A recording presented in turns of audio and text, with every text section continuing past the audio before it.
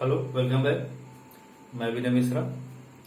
आज हम अपने इस नए वीडियो में पढ़ेंगे यूज ऑफ देयर के बारे में, जो हम पिछले वीडियो में पढ़ चुके हैं। अपने प्रेजेंट के लिए इसका प्रयोग किस तरह से होगा और पास्ट के लिए इसका प्रयोग किस तरह से होगा। तो अब हम देयर का प्रयोग फ्यूचर के लिए पढ़ेंगे कि फ्यूचर में किस तरह से इसको हम हिंदी से इंग्लिश में चेंज कर सकते हैं या देयर का प्रयोग हम करते हैं। तो सबसे पहले हम एक बार आपको फिर बता देते हैं कि देयर का प्रयोग कहाँ करते हैं या किस जगह किया जाता है। ठीक है, तो किसी भी स्थान पर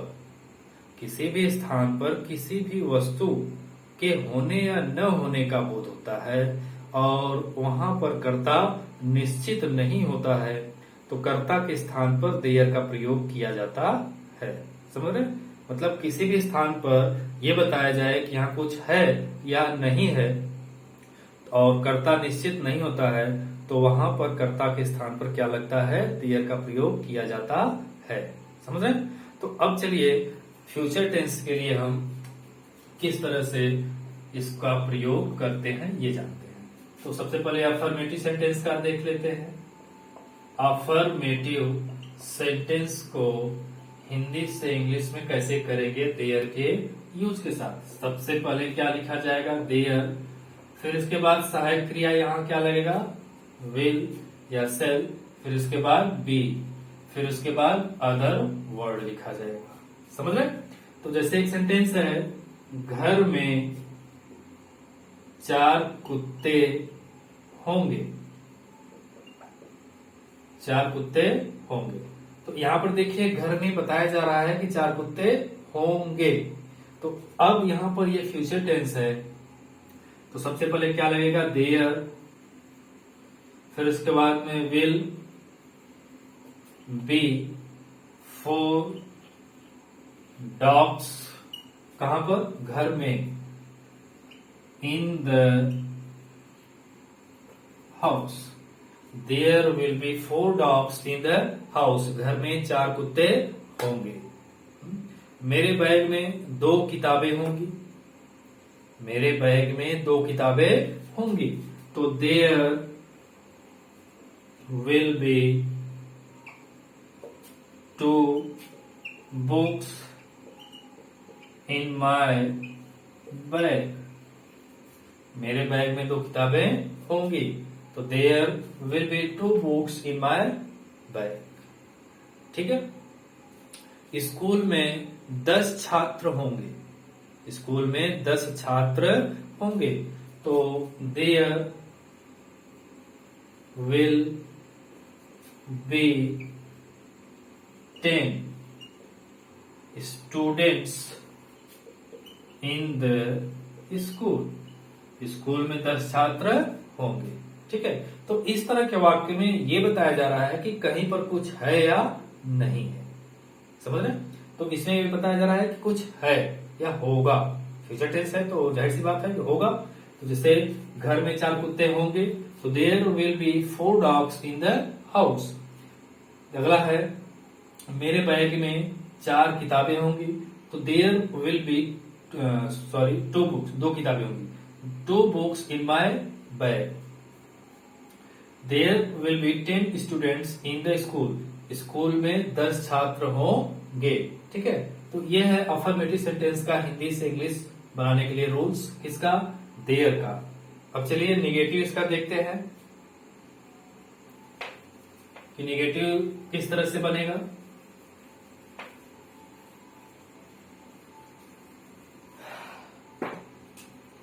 नेगेटिव सेंटेंस का हिंदी क्या होता है, नकारात्मक वाक्य। नकारात्मक वाक्य को हिंदी से इंग्लिश में चेंज करने के लिए देयर सबसे पहले लिखा जाता है, फिर उसके बाद में विल या सेल लिखेंगे, फिर विल या सेल के बाद तुरंत नॉट का प्रयोग होगा। किसका प्रयोग होगा, नॉट का। फिर उसके बाद बी लगेगा, फिर उसके बाद में अदर वर्ड लगेगा। मतलब विल और सेल के बाद नॉट, फिर उसके बाद में बी लगेगा। विल बी के बीच में नॉट का प्रयोग होगा, सेल बी के बीच में नॉट का प्रयोग होगा। ठीक है, जैसे सेंटेंस है, घर में 4 कुत्ते नहीं होंगे, नहीं होंगे। ठीक है, तो यहां पर यह बताया जा रहा है कि घर में 4 कुत्ते नहीं होंगे। तो नहीं होंगे तो इसका मतलब नेगेटिव सेंटेंस है।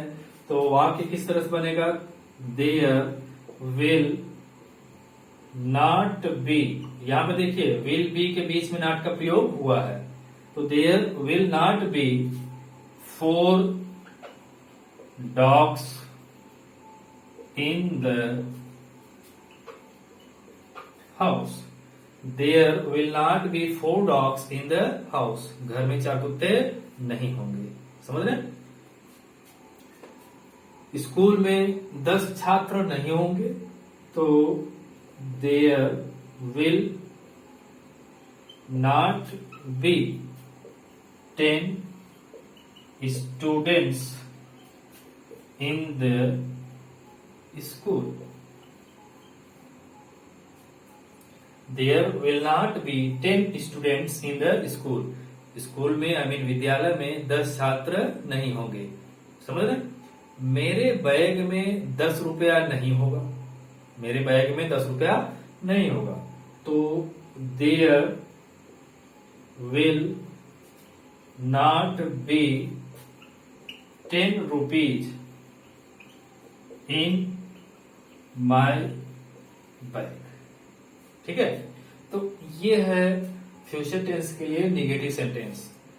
वाक्य में नहीं शब्द आ जाए और वहां पर देयर का प्रयोग करना है तो विल बी के बीच में नॉट या सेल बी के बीच में नॉट का प्रयोग करके वाक्य को हिंदी से इंग्लिश में चेंज किया जाता है। ठीक है, अब अगला देखते हैं सेंटेंस जो हमारा है इंट्रोगेटिव। इंट्रोगेटिव सेंटेंस किस तरह से हिंदी से इंग्लिश में चेंज किया जाता है देयर का प्रयोग करके, ये देखते हैं। चलिए, तो इंट्रोगेटिव सेंटेंस का हिंदी क्या होता है? प्रश्नवाचक वाक्य। मतलब इसका क्या है? इसमें प्रश्नवाचक वाक्य पाए जाएंगे। तो मुख्य रूप से इंट्रोगेटिव सेंटेंस 2 तरह से बनता है हिंदी से इंग्लिश में। तो सबसे पहला क्या है कि जब वाक्य के प्रारंभ में कोई भी प्रश्नवाचक शब्द आ जाए, मतलब शुरुआत में ही कोई प्रश्नवाचक शब्द आ जाए, तो उस वाक्य को जब हम हिंदी से इंग्लिश में चेंज करते हैं तो उसकी अंग्रेजी नहीं लिखी जाती है। उसके स्थान पर क्या लिखा जाता है? Helping verb. क्या लिखा जाता है? हेल्पिंग वर्ब लिखा जाता है। फिर उसके बाद में जो भी वर्ब ऑब्जेक्ट सब्जेक्ट आता है वो लिखा जाएगा। तो यहां पर हेल्पिंग वर्ब हमारा क्या है? विल या शैल। फिर इसके बाद में देयर लिखा जाएगा, फिर बी लिखा जाएगा, फिर इसके बाद में अदर वर्ड, और वाक्य के अंत में प्रश्नवाचक चिन्ह जरूर लगाना है। यदि प्रश्नवाचक चिन्ह नहीं लगाएंगे तो वाक्य क्या हो जाएगा? गलत हो जाएगा। ठीक है, तो जैसे क्या मंदिर में 2 पुजारी होंगे?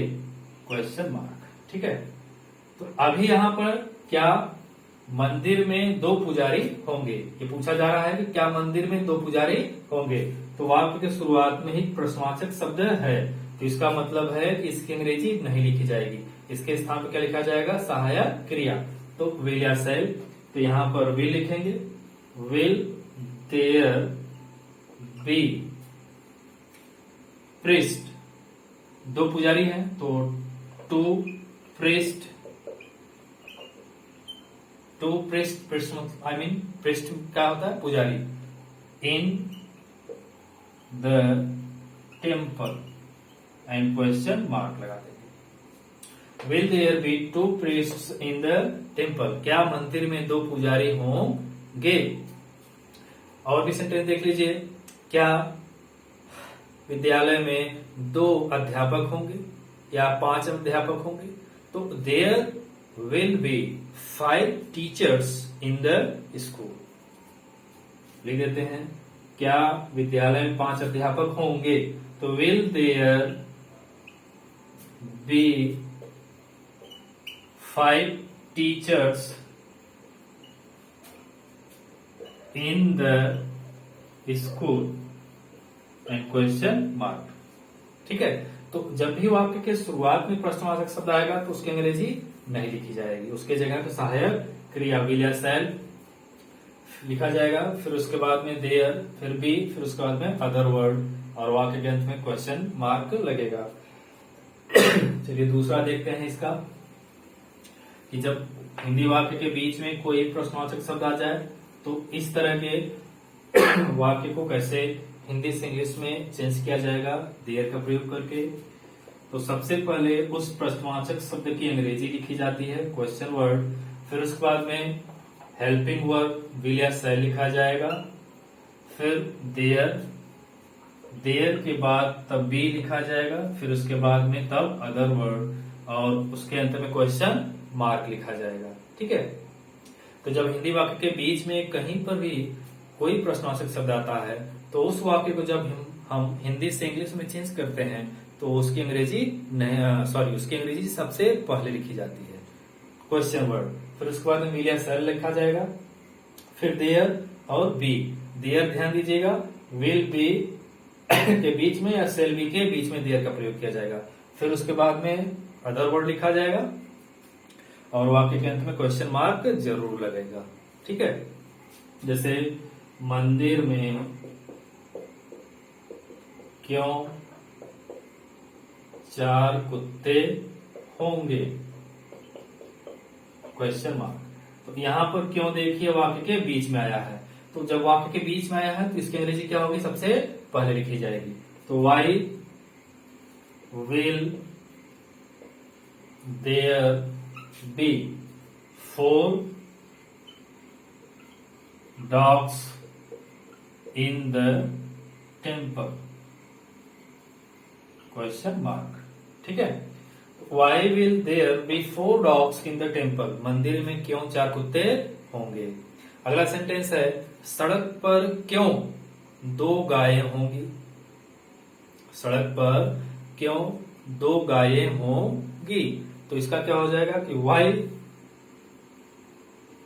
Y will there be 2 cows on the road question mark. सड़क पर क्यों 2 गायें होंगी। मेरे बैग में क्यों 5 किताबें होंगी, मेरे बैग में क्यों 5 किताबें होंगी।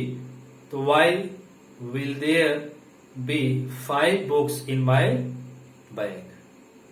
समझ रहे हैं, तो जब भी वाक्य के बीच में कोई प्रश्नवाचक शब्द आएगा तो उसकी अंग्रेजी सबसे पहले लिखेंगे इस तरह से, बाकी का स्ट्रक्चर ऐसे ही बनेगा हिंदी से इंग्लिश में। तो ये है हमारा देयर का पूरा concept, present tense, past tense और फ्यूचर टेंस। जो भी हमारा प्रेजेंट पास्ट नहीं देख पाए हैं वीडियो, वो हमारे चैनल पर जाइए और प्रेजेंट टेंस और पास्ट टेंस में देयर का प्रयोग किस तरह से करते हैं उसको देखिए, फिर फ्यूचर का भी देख लीजिए, कंसेप्ट आपका क्लियर हो जाएगा। यदि तब पर भी कोई डाउट है तो आप कमेंट करके मुझे जरूर बताइए, मैं उस कंफ्यूजन को या प्रॉब्लम को सॉल्व करने की कोशिश जरूर करूंगा।